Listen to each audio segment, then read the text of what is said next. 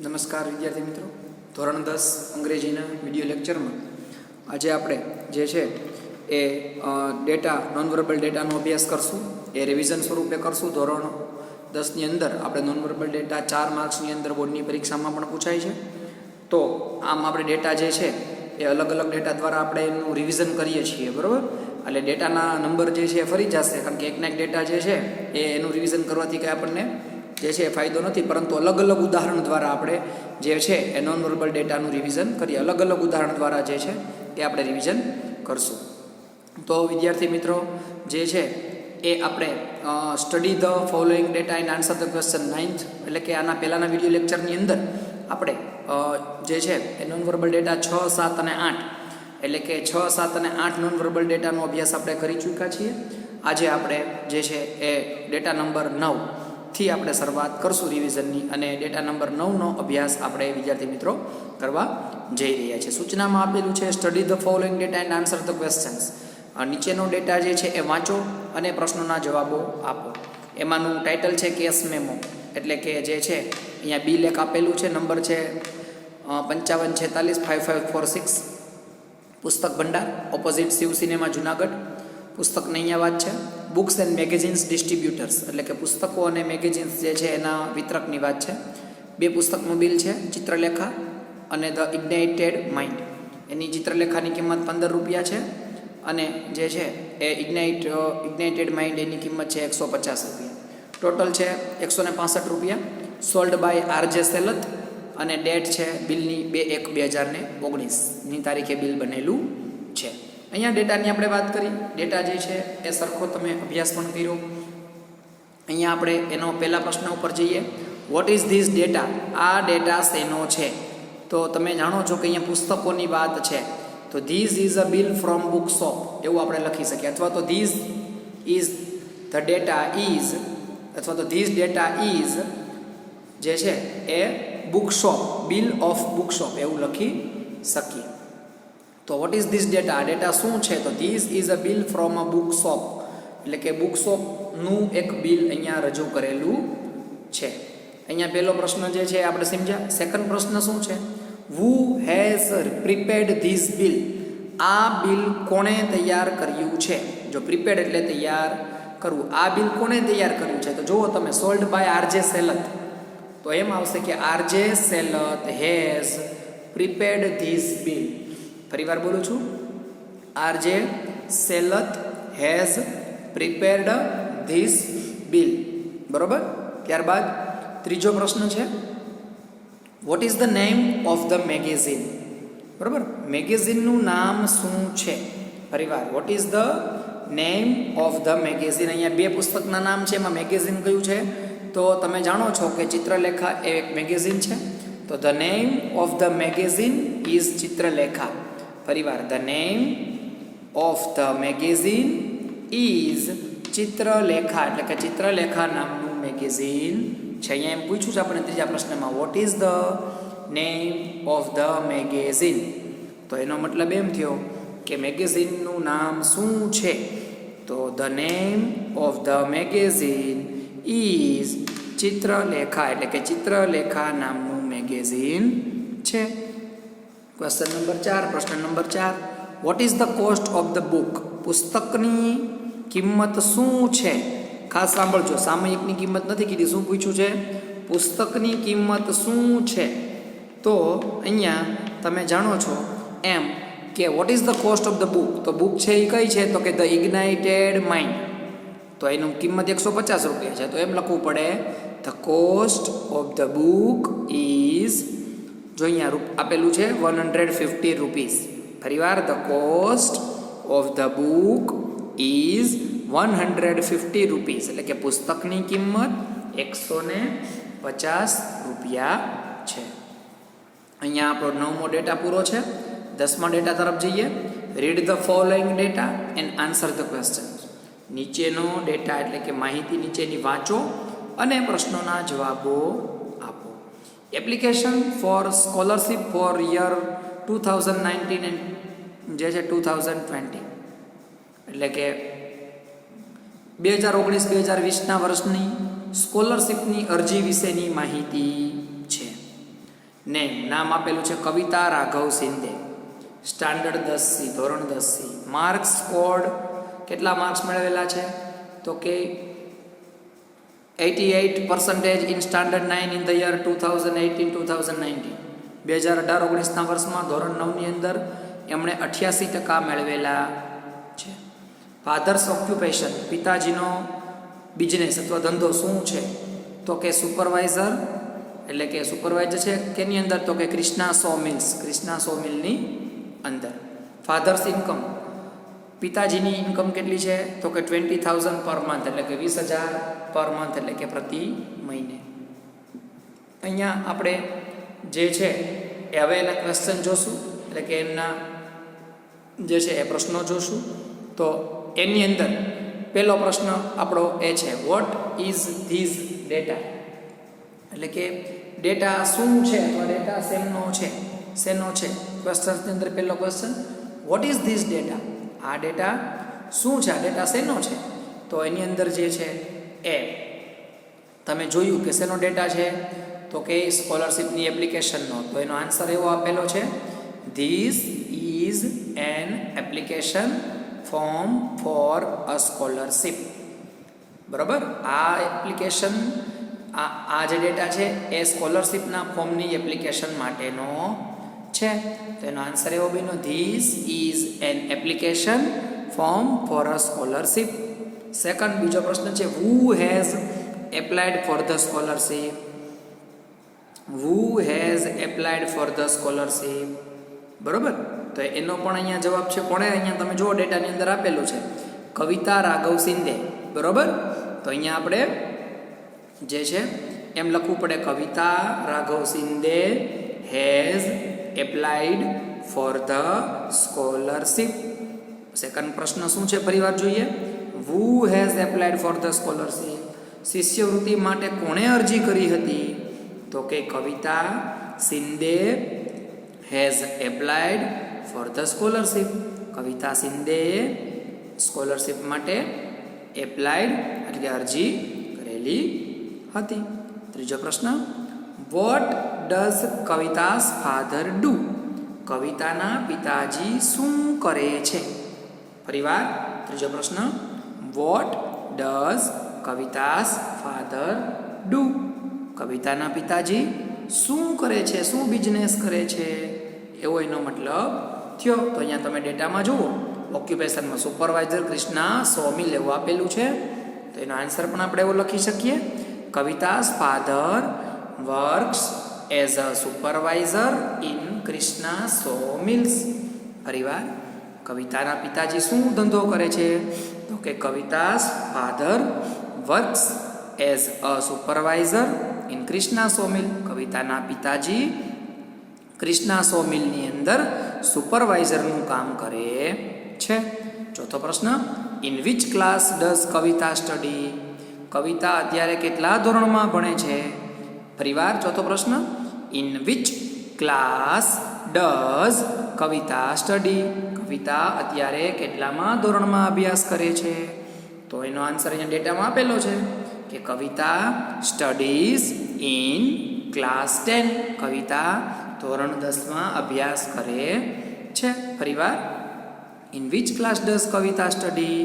તો કવિતા studies in class 10. કવિતા 10મા ધોરણમાં અભ્યાસ કરે છે. અહીંયા આપણે વિદ્યાર્થી મિત્રો તમે જોઈ શકો છો કે ચોથા પ્રશ્નની અંદર ડઝ આપેલું છે. ડુ ડઝ એ ટુ બીના રૂપ છે. કયા કાળના ટુ બીના રૂપ છે ડુ ડઝ? તો તમે સૌ જાણો છો કે ડુ અને ડઝ સાદા વર્તમાન કાળના ટુ બીના રૂપ છે. તો પ્રશ્ન જ્યારે સાદા વર્તમાન કાળથી પૂછાય તો જવાબ પણ સાદા વર્તમાન કાળમાં આપવો પડે. માટે આપણે ડઝ કાઢીને જવાબની અંદર સ્ટડીઝ એટલે કે એસ કે ઈએસનું રૂપ લગાડ્યું. ચોથા જવાબમાં જુઓ વિદ્યાર્થી મિત્રો કે સ્ટડીને બદલે સ્ટડીઝ કર્યું, કારણ કે એસ કે ઈએસ લગાડવો પડે જ્યારે ત્રીજો પુરુષ એક વચન હોય ત્યારે. તો અહીંયા આપણે કવિતા જે છે ત્રીજો પુરુષ એક વચન છે, એટલા માટે આપણે ક્રિયાપદને અંતે એસ કે ઈએસ લગાડ્યું.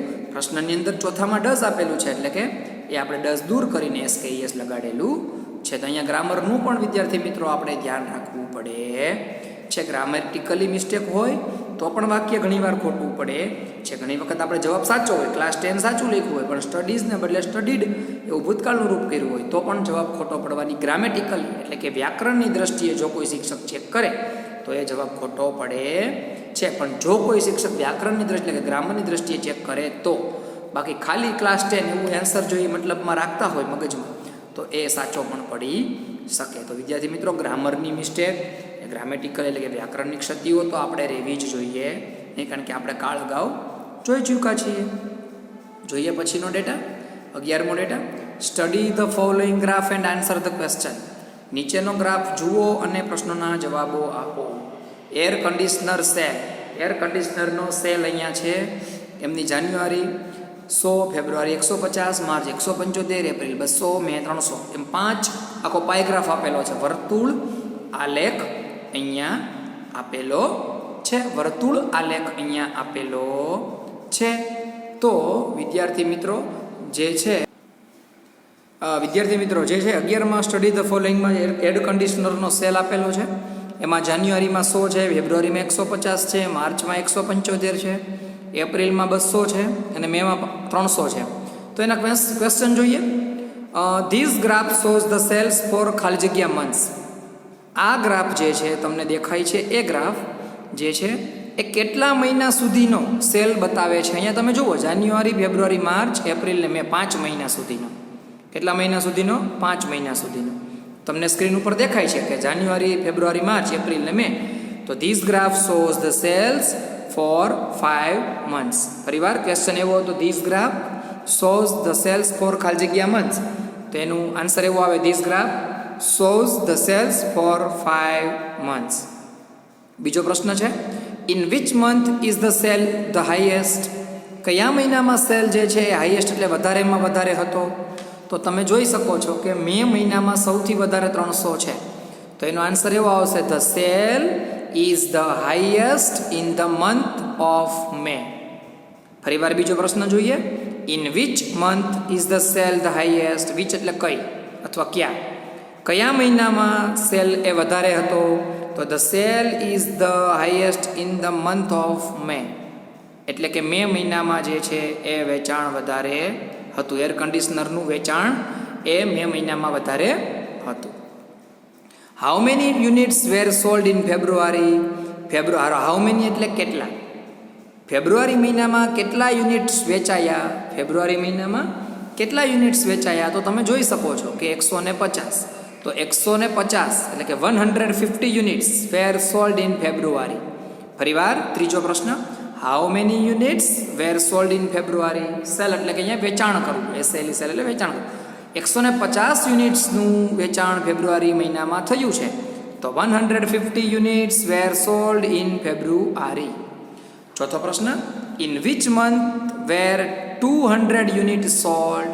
કયા મહિનાની અંદર 200 યુનિટ જે છે એ વેચાયા? તમે જુઓ ફરીવાર ચોથો પ્રશ્ન, in which month were 200 unit sold. ફરીવાર ચોથો પ્રશ્ન, in which month were 200 unit sold. સેલનું ભૂતકાળનું રૂપ સોલ્ડ છે.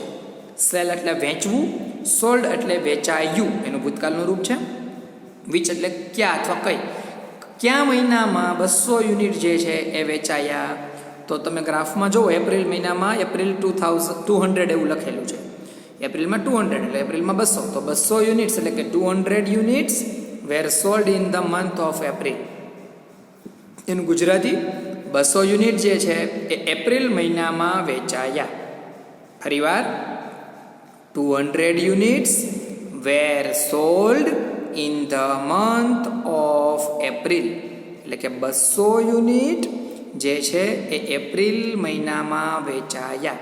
અહીંયા તમે ગ્રાફનું તમે જો એર કન્ડિશનર સેલ એટલે કે એસીનો જે સેલ, એસીનું જે વેચાણ કરેલું જે મહિના એટલે કે મંથ વાઇઝ જે એનું સેલિંગ આપેલું છે કે જાન્યુઆરીમાં 100 યુનિટ્સ, ફેબ્રુઆરીમાં 150 યુનિટ વેચાયા, માર્ચમાં 175 યુનિટ વેચાયા, એપ્રિલમાં 200 યુનિટ વેચાયા અને મેમાં 300 યુનિટ વેચાયા. તો આ બધા જ યુનિટ જે છે એના ઉપરથી તમે પ્રશ્નોના જવાબો આપી શકો કે કયા મહિનામાં કેટલા યુનિટ જે છે એ વેચાયા છે એર કન્ડિશનરના.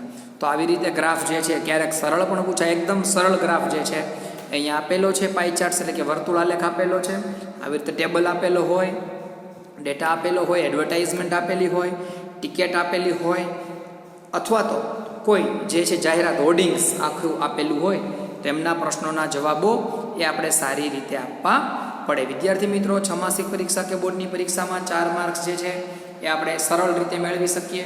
અહીંયા આપણે 11 જે છે એ નોન વર્બલ ડેટાનો અભ્યાસ અહીંયા આપણે પૂર્ણ કર્યો છે. આવી રીતે જે છે ભવિષ્યમાં બાકીના પણ ડેટાનો અભ્યાસ આપણે કરશું, અથવા તો જે છે એ પ્રેક્ટિસ માટે આમ ગણો તો રિવિઝન જ છે એક નોન વર્બલ ડેટાનું.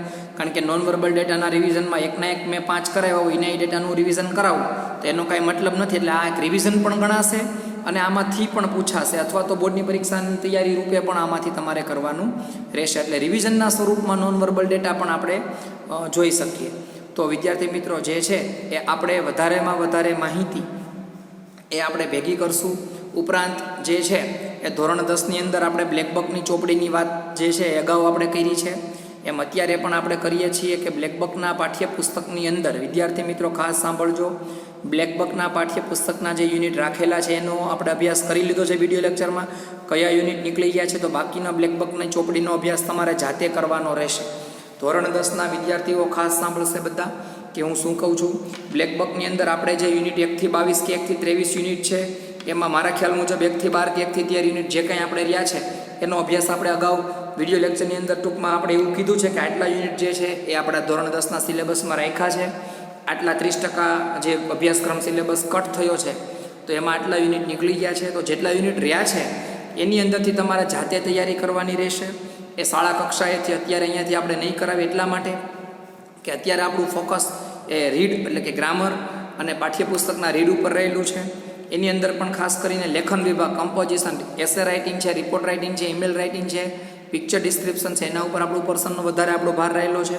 તો કોઈ પણ વિદ્યાર્થી મિત્રો એ ક્યારે પણ એમ ન કહે કે બ્લેક બકનું સરે અમને માહિતી નથી આપી. બ્લેક બકના પાઠ્યપુસ્તકના યુનિટ વિદ્યાર્થી મિત્રો તમારે જાતે કરવાના છે, કારણ કે સપ્લિમેન્ટરી રીડર છે, પૂરક વાંચનના પાઠ છે. પૂરક વાંચનના પાઠનો અભ્યાસ તમારે જાતે કરવાનો છે. હા, એની અંદર જે મિનિંગ્સ 3 માર્ક્સના પૂછાય છે, મિનિંગ્સ એટલે કે નિયરેસ્ટ મિનિંગ, સમાનાર્થી શબ્દો, સિમિલિયર વર્ડ્સ જે 3 માર્ક્સની અંદર પૂછાય છે એની હું તમને PDF ફાઇલ કરી અને તમારા ગ્રુપમાં હું સેન્ડ કરીશ કે જેનાથી તમને એના એકદમ નિયરેસ્ટ મિનિંગ તમને ખબર પડી જાય કે બોર્ડની પરીક્ષામાં કેવી રીતે નિયરેસ્ટ મિનિંગ પૂછાય છે, કેવા નિયરેસ્ટ મિનિંગ પૂછાય છે. પરંતુ જે 5 પ્રશ્નો આવી રીતના પેરેગ્રાફ ઉપરથી છે, અહીંયા તમે જોયું કે એક ડેટા આપેલો છે, નીચે 4 પ્રશ્ન છે. એમ બ્લેક બકની અંદર પણ એક માનો કે પેરેગ્રાફ આપેલો છે, એની નીચે 4 કે 5 પ્રશ્નો આપેલા છે. તો એ તૈયારી તો તમારે વિદ્યાર્થી મિત્રો જાતે જ કરવાની રહેશે. અત્યારથી દરેક વિદ્યાર્થીઓ બ્લેક બકની તૈયારી કરતા હશે એવું હું માનું છું. એ સરની કે સ્કૂલની આશા ન રાખે કે બ્લેક બકનું આ પુસ્તકમાંથી સર યુનિટ કરાવશે અને પછી અમે તૈયારી કરશું. બ્લેક બકના પુસ્તકનું વાંચન અથવા બ્લેક બકના પુસ્તકની તૈયારી વિદ્યાર્થી મિત્રો તમારે જાતે જ કરવાની રહેશે. માત્ર ને માત્ર હું નિયરેસ્ટ મિનિંગ જ જે છે એ તમને વિડીયો લેક્ચરમાં મોકલવાનો છું. તો બ્લેક બક માટે હવે વિદ્યાર્થી મિત્રો જે છે એ કોઈને કાંઈ શંકા કે સ્થાન હોવું જોઈએ નહીં, કારણ કે બ્લેક બક માટેની અગાઉ મેં પણ ચોખવટ કરી હતી અને આજે પણ ચોખવટ કરું છું કે 5 માર્ક્સનું જે પેરેગ્રાફ ઉપરથી છે એ તમારે કરવાનું છે અને 3 માર્ક્સનું સમાનાર્થી શબ્દોનું કામ એ હું તમને આપીશ.